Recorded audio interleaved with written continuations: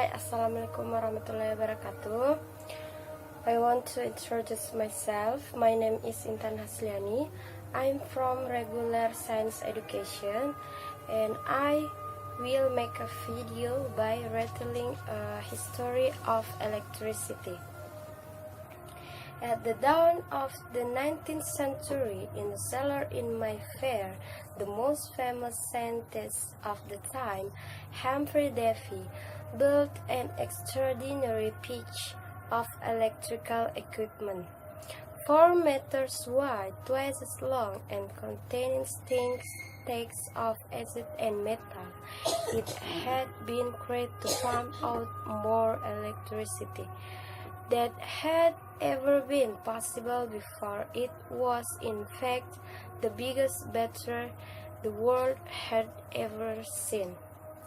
Electricity is one nature's most awesome phenomena, and the most powerful manifestation of it we ever see is lightning. This is a story of how we first dreamed of controlling this primal force of nature, and how we would ultimately become its master. It's a 300-year tale of days, leaps of imagination, and extraordinary experiments. Tens of thousands of volts passed across his body and through the end of a lamp that he was holding.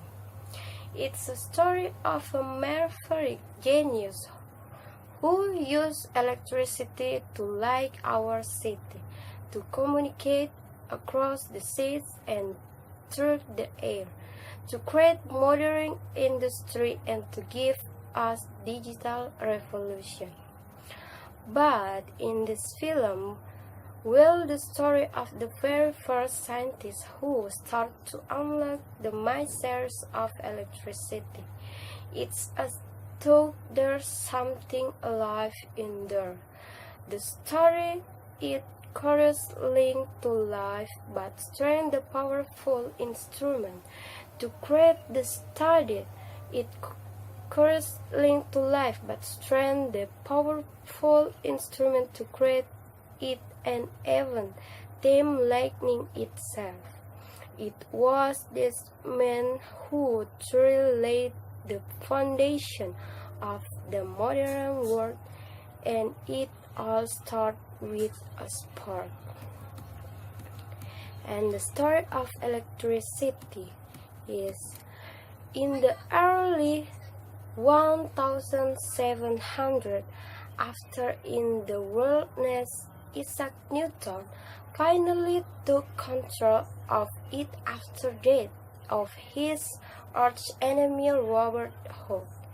Newton brought in his own people to the key jobs to help shore up his new position. The new head of demonstration there was 35-year-old Francis Hauksbee. Notes from the Royal Society in 1705 reveal how Hauksbee tried to stamp his personality on its weekly meetings, producing ever more spectacular experiments to impress his masters. In November, he came up with this rotate glass sphere. He was able to remove the air from inside it using a new machine, the air pump. One machine, a handle, allowed him to spin the sphere. One by one, the candles in the room were put out, and Francis placed his hand against the sphere.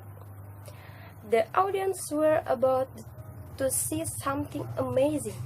Inside the glass sphere, a strange natural light began to form, dancing around his hand, like no had ever seen before. That's fantastic. You see a beautiful blue glow. It's just marking out the shape of my hands, but the going right around the ball, it's as though there's something alive in there. It's difficult to really understand why this dancing blue light means so much, but we have to bear in mind that at the time natural phenomena like this were seen to be the work of the Almighty. This was still a period when, even in Isaac Newton's theory,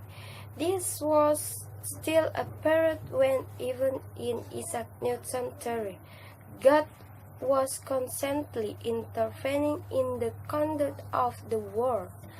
It made sense for a lot of people to interpret natural phenomena as acts of God.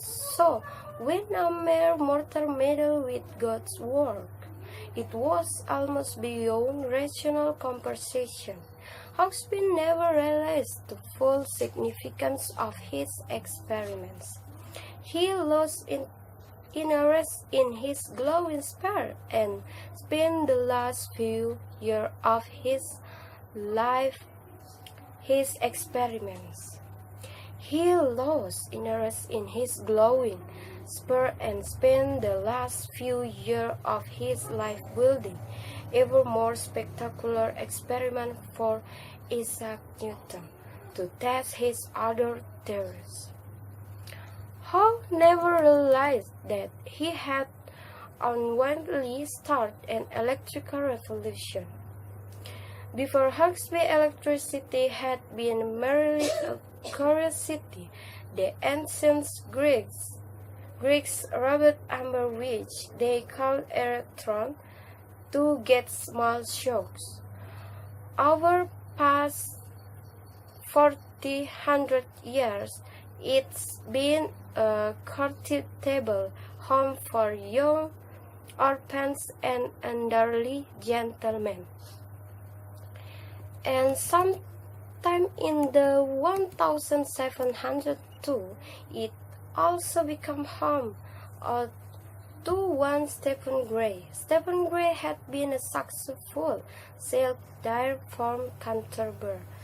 He was used to seeing electric spark leap from the silk, and they fascinate him. Unfortunately, a crippling accident ended his career and left him destitute. But then he was offered a new life here and Courthouse, and with it the time to perform his own electrical experiments.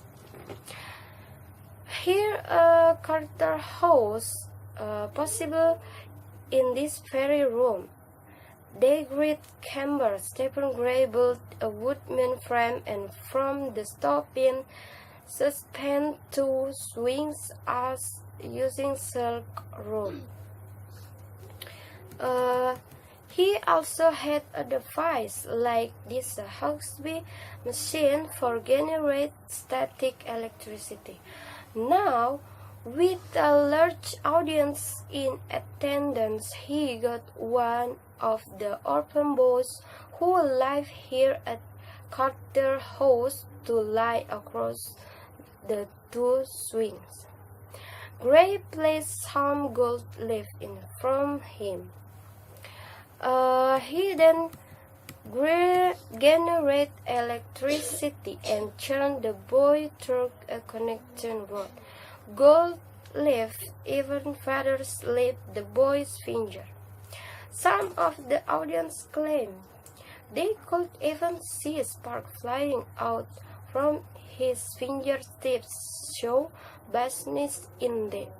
But the curious and inquiring mind of Stephen Gray did say something else as Well, electricity could move from the machine to the boy's body, through to his hands.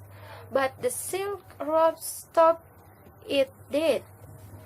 It meant the mysterious electrical fluid could flow through some discs but not through others. In that grade, to divide the world into two different kinds of substance, he called them insulators and conductors. Insulators had electric charge within them and would not let it move like the silk or hair, glass, and resins. Okay, that's a little about history of electricity, and that I can tell more and less. Please forgive, and thank you for watching this video, and assalamualaikum warahmatullahi wabarakatuh.